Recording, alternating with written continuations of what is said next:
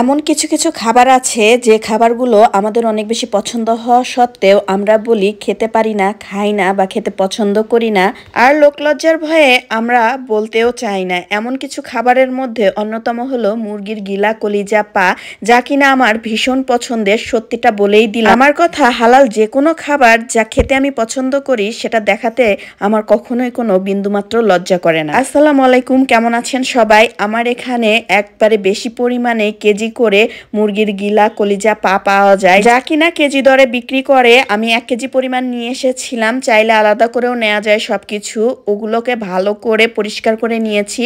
এখন পরিমাণ মতো সরিষার তেল দিয়ে এতে পেঁয়াজ কুচি দিয়ে দিলাম। ভাজা পোড়া ব্যতীত বাসার সব ধরনের রান্নাই আমি সরিষার তেলেই করে খাই, এটা অনেক বেশি স্বাস্থ্যের জন্য ভালো।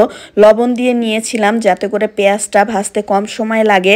পেঁয়াজটা ভেজে নিয়ে এতে পরিমাণ মতো মশলা দিয়ে দিব। প্রথমে বাটা মশলা দিব, তারপরে এক এক করে শুকনো মশলাগুলো দেব। পেঁয়াজটা হালকা ভেজে নিয়ে পেঁয়াজের সাথে পরিমাণ মতো আদা বাটা, রসুন বাটা দিয়ে এগুলো ভেজে নিব, যাতে করে বাটা মশলার যে একটা গন্ধ থাকে এটা চলে যায়। রান্না কিন্তু একটা শিল্প, আর্ট। আপনি যত বেশি সময় আর মনোযোগ রান্নাতে দিবেন সেই রান্নাটা খেতে কিন্তু তত বেশি স্বাদের হয়। বাটা মশলা ভেজে নিয়ে এখন পরিমাণ মতো শুকনা মশলাগুলো দিব পরিমাণ মতো হলুদের গুঁড়া, মরিচের গুঁড়া, জিরার গুঁড়া। গোস্ত হোক কিংবা মুরগির গিলা, কলিজা, পা যাই হোক না কেন, এই ধরনের আইটেমে মরিচের পরিমাণ একটু বেশিই দিতে হয়।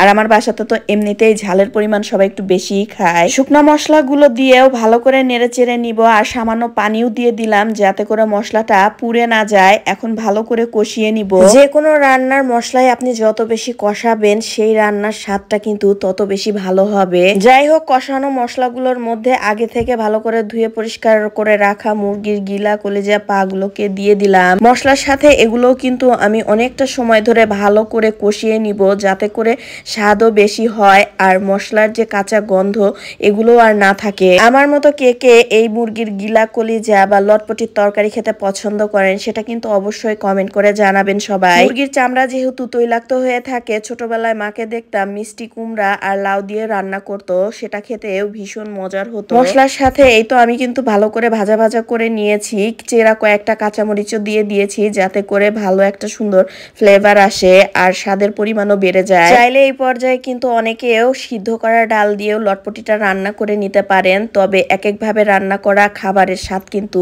এক এক রকম হয়ে থাকে। কষাতে কষাতে যেহেতু তেল উঠে এসেছে, এই পর্যায়ে আমি পানি দিয়ে দিব সিদ্ধ হওয়ার জন্য, আর তেল ওঠা অবস্থাতেই নামিয়ে নিব।